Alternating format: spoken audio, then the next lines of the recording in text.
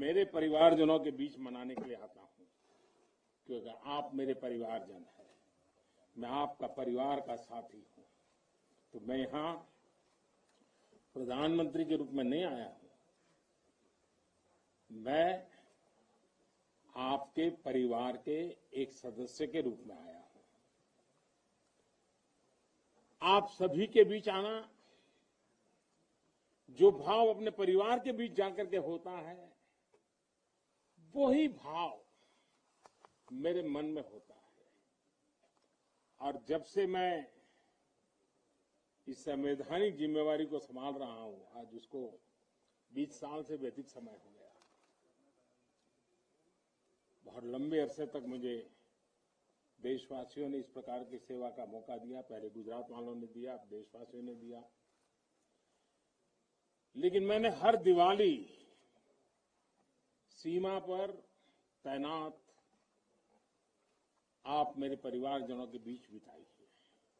आज मैं फिर आपके बीच आया हूं, आपसे नई ऊर्जा लेकर के जाऊंगा, नया उमंग लेकर के जाऊंगा, नया विश्वास लेकर के जाऊंगा।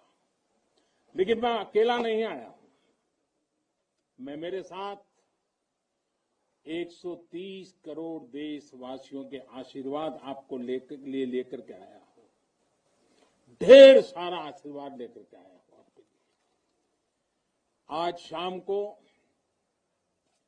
दिवाली पर एक दिया आपकी वीरता को, आपके शौर्य को, आपके पराक्रम को, आपके त्याग और तपस्या के नाम पर, और जो लोग देश की रक्षा में जुटे हुए हैं, ऐसे आप सबके लिए हिंदुस्तान का हर नागरिक वो दिए की ज्योत के साथ आपको अनेक अनेक शुभकामनाएं भी देता रहेगा। और आज तो मुझे पक्का विश्वास है कि आप घर पर बात करेंगे, हो सका तो फोटो भी भेज देंगे। और मुझे पक्का विश्वास आप कहेंगे, हाँ यार इस बार तो दिवाली कुछ और थी, कहेंगे ना। देखिए आप रिलैक्स हो जाइए, आप कोई आपको देखते नहीं, आप चिंता मत कीजिए।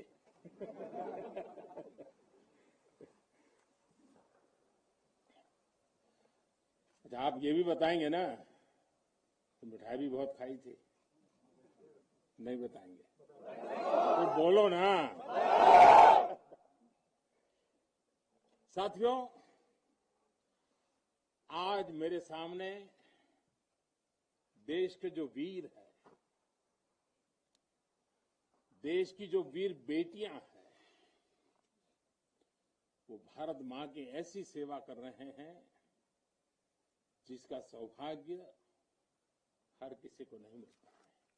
किसी किसी को ही मिलता है जो सौभाग्य आपको मिला है। मैं देख रहा हूं, मैं महसूस कर रहा हूं, आपके चेहरे के उन मजबूत भावों को मैं देख रहा हूं।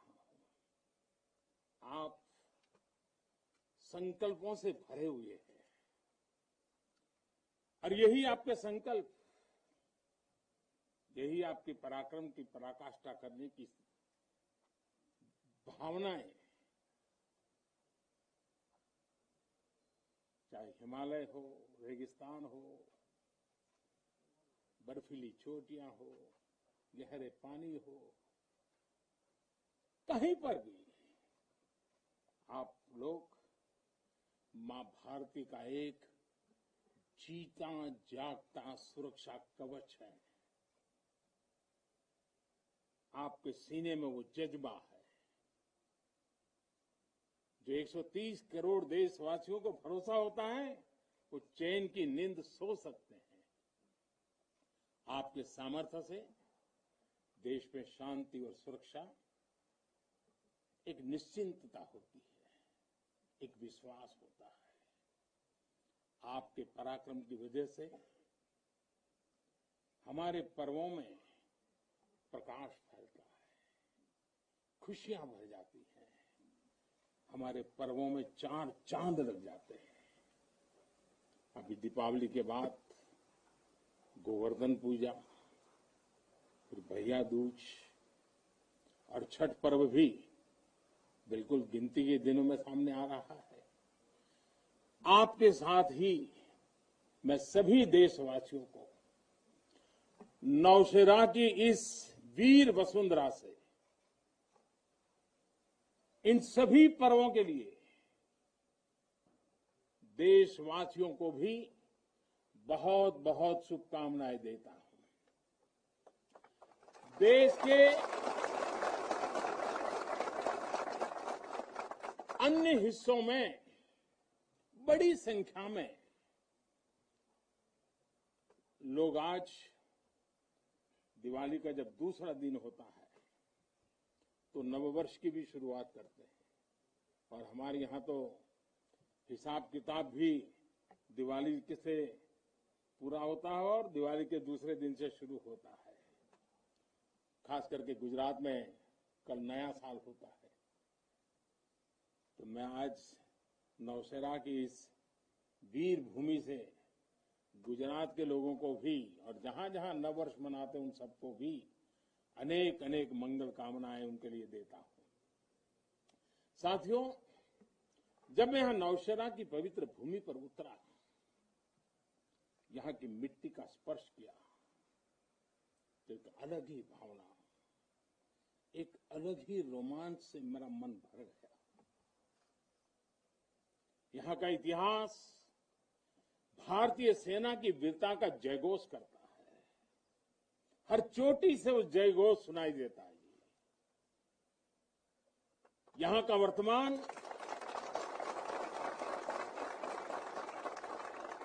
वर्तमान आप जैसे वीर जवानों की वीरता का जीता जागता उदाहरण है।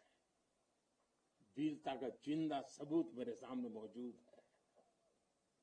नौशेरा ने हर युद्ध का, हर छद्म का, हर षड्यंत्र का माकूल जवाब देकर कश्मीर और श्रीनगर के प्रहरी का काम किया है। आजादी के तुरंत बाद ही दुश्मनों ने इस पर नजर खड़ा करके रखी हुई थी।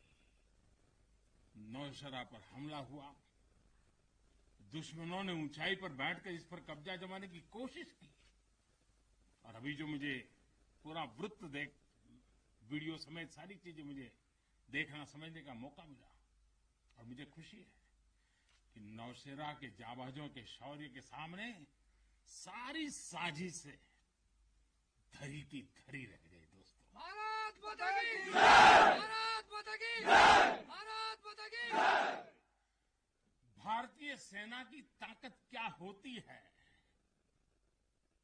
इसका एहसास दुश्मन को शुरुआत के दिनों में ही लग गया था जी। मैं नमन करता हूं नौशेरा के शेर ब्रिगेडियर मोहम्मद उस्मान को, नायक जदुनाथ सिंह जी को, जिन्होंने देश की रक्षा के लिए अपना सर्वोच्च बलिदान दिया। मैं प्रणाम करता हूं लेफ्टिनेंट आर राणे को, जिन्होंने भारतीय सेना की जीत का रास्ता प्रशस्त किया था। ऐसे कितने ही वीरों ने नौशेरा की इस धरती पर गर्व की गाथाएं लिखी, अपने रक्त से लिखी हैं, अपने पराक्रम से लिखी हैं, अपने पुरुषार्थ से लिखी हैं, देश के लिए जीने मरने के संकल्पों से लिखी है। अभी मुझे, ये मेरा सौभाग्य था कि दिवाली के इस पवित्र त्योहार पर मुझे आज दो ऐसे महापुरुषों के आशीर्वाद प्राप्त करने का सौभाग्य मिला। मेरे जीवन में एक प्रकार से अनमोल विरासत है। मुझे आशीर्वाद मिले श्री बलदेव सिंह और श्री बसंत सिंह जी। ये दोनों महापुरुष बाल्यकाल में मां भारती की रक्षा के लिए फौज के साथ कंधे से कंधा मिलाकर के साधनों के अभाव के बीच भी और जब मैं आज सुन रहा था उनको, वही जज्बा था, वही मिजाज था, और वर्णन ऐसे कर रहे थे जैसे आज ही अभी से लड़ाई के मैदान से आए थे, ऐसा वर्णन कर रहे थे। आजादी के बाद हुए युद्ध में ऐसे अनेकों स्थानीय किशोरों ने ब्रिगेडियर मोहम्मद उस्मान के मार्गदर्शन से बाल सैनिक की भूमिका निभाई थी। उन्होंने अपने जीवन की परवाह न करते हुए उतनी कम उम्र में देश की सेना के साथ कंधे से कंधा मिलाकर के काम किया था, सेना की मदद की थी। नौशेरा के शौर्य का ये सिलसिला तब से जो शुरू हुआ, न कभी रुका है, न कभी झुका है। यही तो नौशेरा है।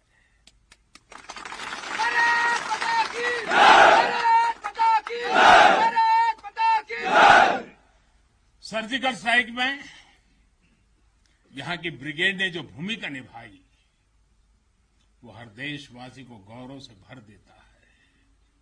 और वो दिन तो मैं हमेशा याद रखूंगा, क्योंकि मैं तय किया था सूर्यास्त के पहले कि सब लोग लौट करके आ जाने चाहिए, और मैं हर पल फोन की घंटी पर टिकटिका के बैठा हुआ था कि आखिर से आखिर मेरा जवान पहुंच गया क्या, और कोई भी नुकसान किए बिना ये मेरे वीर जवान लौट करके आ गए, पराक्रम करके आ गए, सिद्धि प्राप्त करके आ गए। भारत माता की जय! भारत माता की जय! भारत माता की जय! सर्जिकल स्ट्राइक के बाद यहां अशांति फैलाने के अनगिनत कुत्सित प्रयास हुए, आज भी होते हैं, लेकिन हर बार आतंकवाद को मुंह तोड़ जवाब मिलता है। असत्य और अन्याय के खिलाफ इस धरती में एक स्वाभाविक प्रेरणा है, माना जाता है, और मैं मानता हूं ये अपने आप में बड़ी प्रेरणा है। ऐसा माना जाता है कि पांडवों ने भी अज्ञातवास के दौरान अपना कुछ समय इसी क्षेत्र में व्यतीत किया था।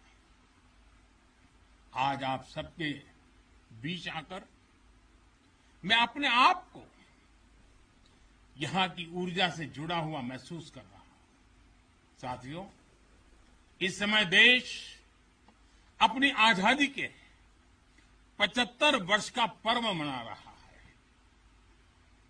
आजादी का अमृत महोत्सव गुलामी के लंबे कालखंड में असंख्य बलिदान देकर हमने ये आजादी हासिल की है।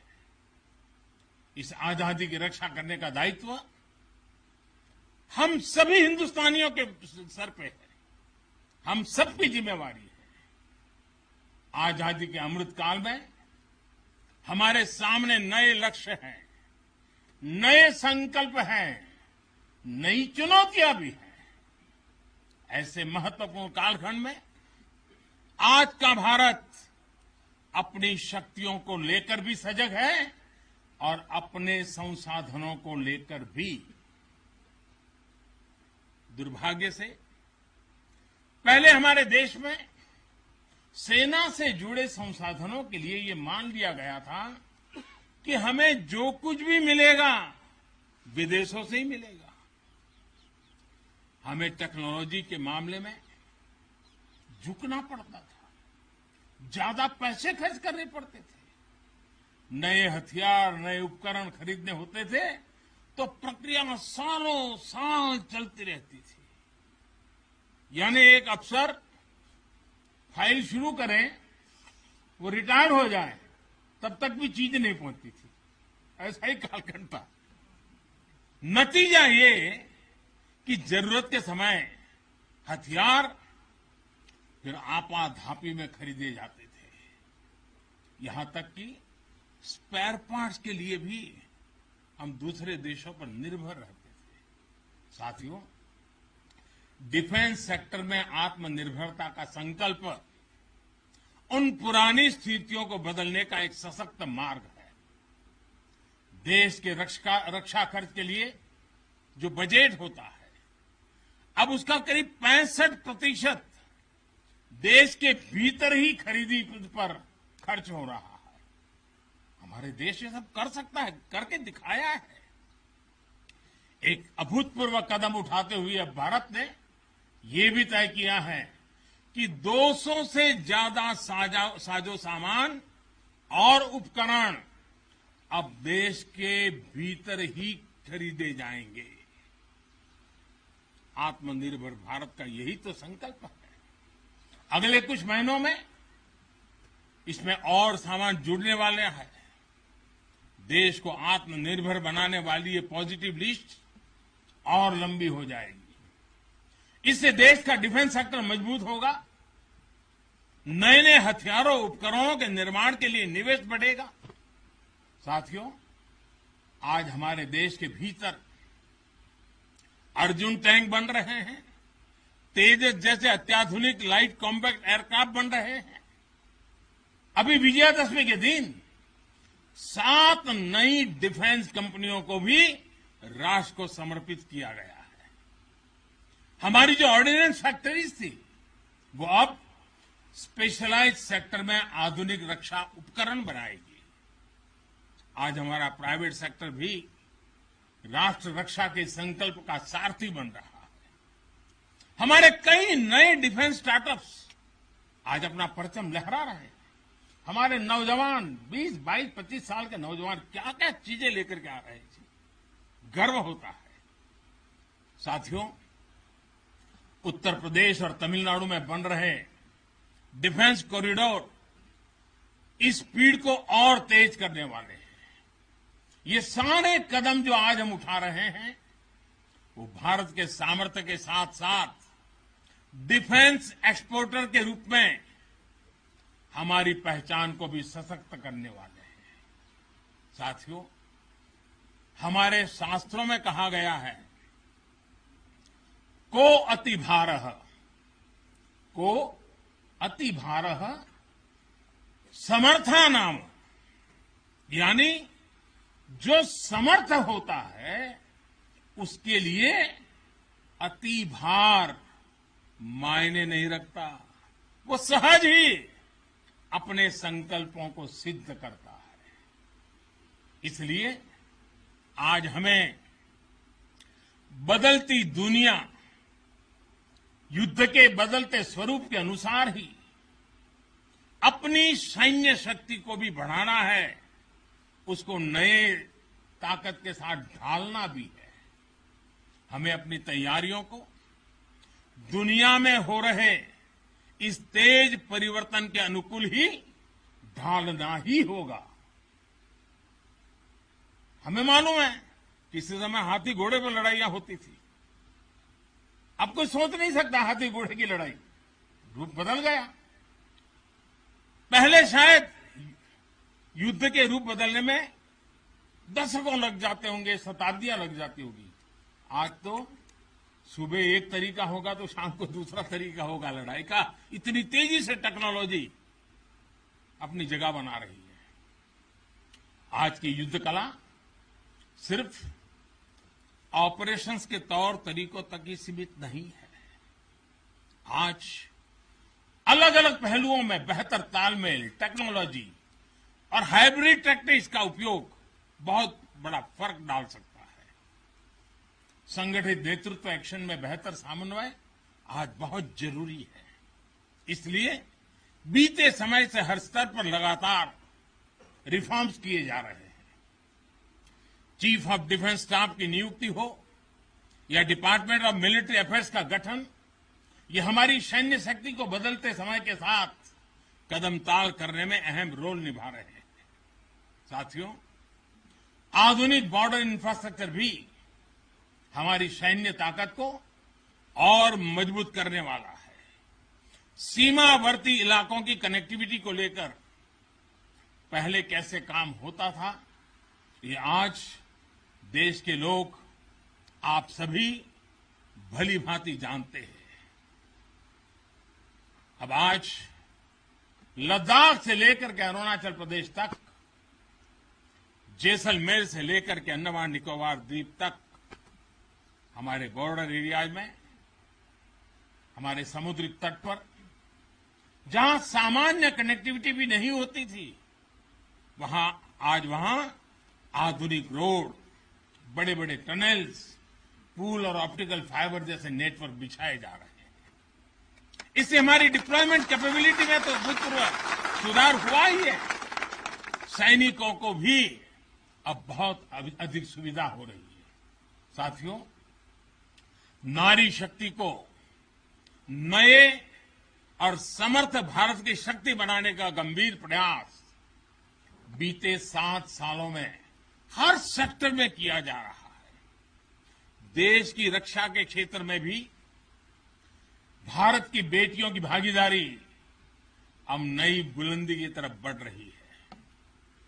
नेवी और एयरफोर्स में अग्रिम मोर्चों पर तैनाती के बाद अब आर्मी में भी महिलाओं की भूमिका का विस्तार हो रहा है।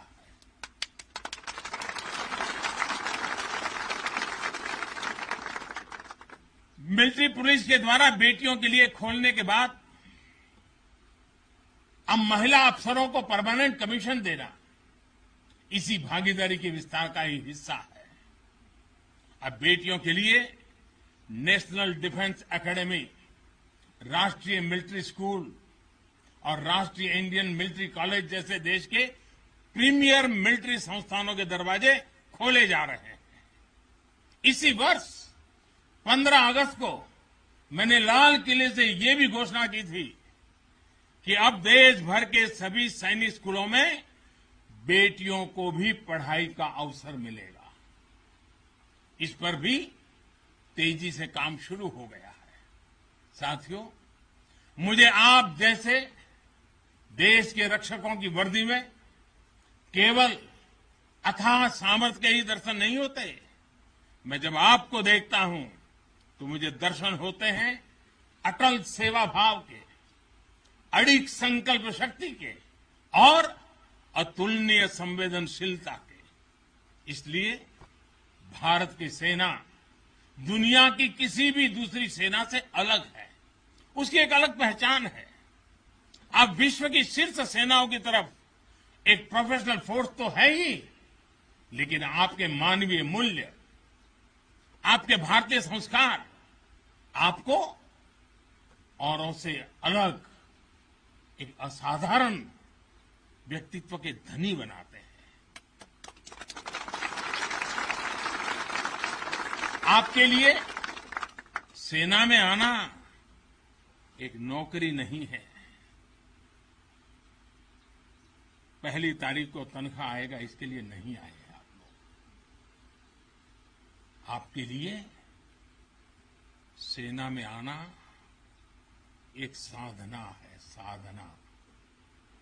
जैसे कभी ऋषि मुनि साधना करते थे ना, मैं आपके हर एक के भीतर वो साधक का रूप देख रहा हूं। और आप मां भारती की साधना कर रहे हैं। आप जीवन को उस ऊंचाई पर ले जा रहे हैं कि जिसमें 130 करोड़ देशवासियों की जिंदगी जैसे आपके भीतर समाहित हो जाती है।